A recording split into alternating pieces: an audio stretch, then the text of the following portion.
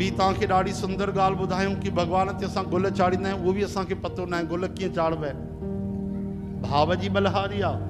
असां गुल ईअं चाढ़ींदा आहियूं, चाढ़ींदा भॻवान ते आहियूं, ॾिसंदा असां आहियूं। गुलनि जो जेको साम्हूं वारो भाग कंहिंजे तरफ़ हूंदो आहे, असांजे तरफ़।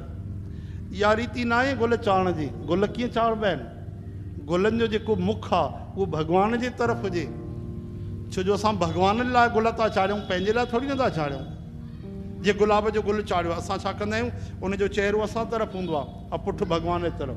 न न, गुलनि जो चहिरो साम्हूं वारो भाग भॻवान जे तरफ़ हुजे, ख़ुशबू भॻवान वठनि न।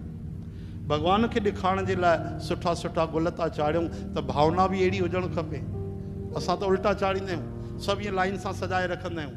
ॾिसूं असां गुलनि जी सुंदरता, असां ॾिसूं भॻवान जी तरफ़ गुलनि जी पुठी हूंदी आहे।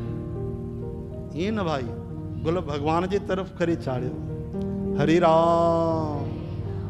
छो जो असां भॻवान जे लाइ चाढ़िया आहिनि।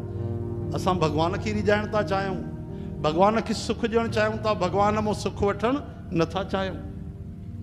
चओ जय श्री कृष्ण।